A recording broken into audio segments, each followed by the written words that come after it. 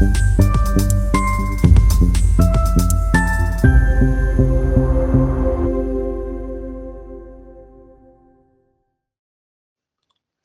जिले के मेघराज तालुका में मनरेगा योजना के तहत 8,53,000 अनुमानित लागत से सड़क निर्माण कार्य शुरू किया गया था। जांच में पता चला कि काम में केवल 1 लाख मूल्य की मेटल का उपयोग किया गया और एक भी रुपया खर्च नहीं किया गया। इससे भ्रष्टाचार के गंभीर आरोप लगे। ग्रामीणों ने आम आदमी पार्टी को इसकी सूचना दी। आम आदमी पार्टी के कार्यकर्ता जयदीप सिंह चौहान और उनकी टीम नानी भुवाल गांव पहुंचे और ग्रामीणों का समर्थन किया। आम आदमी पार्टी और ग्राम नेताओं ने संबंधित अधिकारी से निष्पक्ष जांच कराने और उचित कार्यवाही करने की मांग की।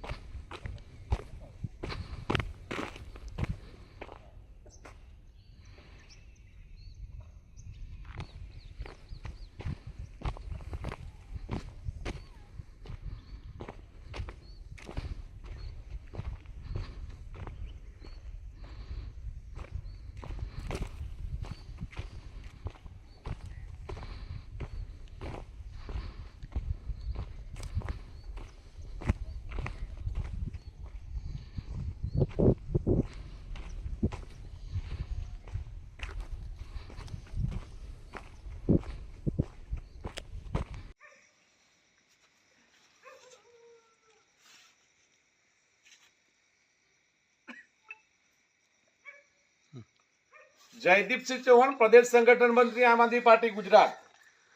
આજે અમારું જે શેડ્યુલ હતું એ ખૂબ જ જેને કહેવાય કે આખું બહુ ટાઈટ હતું, છતાં પણ આ મેઘરજ તાલુકાનું જે નાની ભુવાલ ગામ અને આ નાની ભુવાલ ગામની અંદર નરેગા જે યોજના છે એના અંતર્ગત માટી મેટલનું કામ થતો એક રોડનું આયોજન થતું।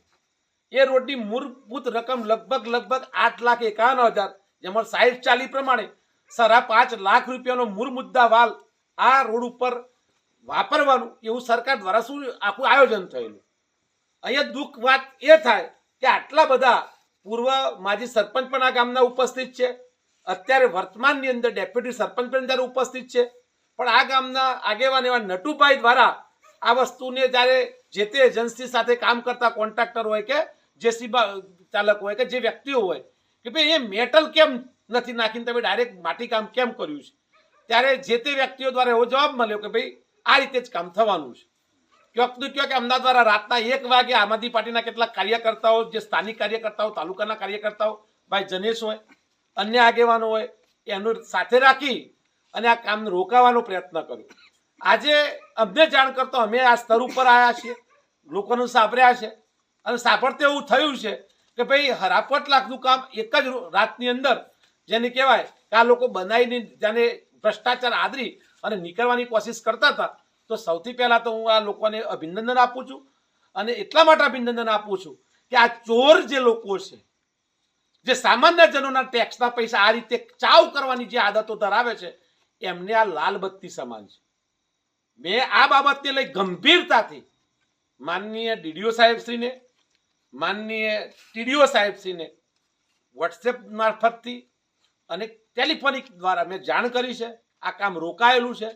જે પણ ઓપરેટર હોય, જે પણ આની પાસે જવાબદાર અધિકારી પદાધિકારી હોય, વિશેષ વાત એ છે કે આ કામ રોકવા જતો જે જેસીબી ચાલક છે અને એના તાર ક્યોકનું ક્યોક જેની કહેવાય કે ભાજપ સાથે જોડાયેલા છે, એ આ સામાન્ય વ્યક્તિની ફેટ પકડે કે બરાબર કામ થાય છે। ભાઈ તું તો ચાલક તરીકે આવ્યો છે, તારે તારું વાઉચર મૂકીને ત્યાંથી હટી જવાનું હોય, તું શું સમજાવવા માંગે છે કે તારી ફેટ પકડવાથી કે તને ડરાવવાથી આમ આદમી અથવા તો સામાન્ય જનને તું ડરાવી શકીશ?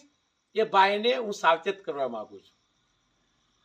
હું એમને કહ્યું છે કે થતી કાર્યવાહી થતી હોય તો કાયદેસર કરજો, આમ આદમી પાર્ટી તમારી સાથે છે, પણ છતાં પણ થોડાક ડાઉન લેવલમાં આવજો ભાઈ। 30 વર્ષ થઈ ગયા છે, પ્રજા જાગૃત થઈ ગઈ છે અને એમાં આમ આદમી પાર્ટીના ક્યોક નાના મોટા કાર્યકર્તાઓ ક્રાંતિકારી બનીને ઉભરી રહ્યા છે। એટલે મહેરબાની કરી સંવિધાનિક રીતે મરેલા લોકોના અધિકારને જો દબાવવાની કોશિશ કરશો તો આમ આદમી પાર્ટીનો એક એક સૈનિક એ સામાન્ય જનની વારે આવશે ને આવશે. તમારી જેટલી ફોજો જેની કહેવાય કે ગાંધીનગરથી લઈ અને દિલ્હી સુધીની હોય એનું લગાવવાની છૂટ છે. બાકી જવાબ માગવામાં તો આવશે, એને પણ સાવચેત કરું છું.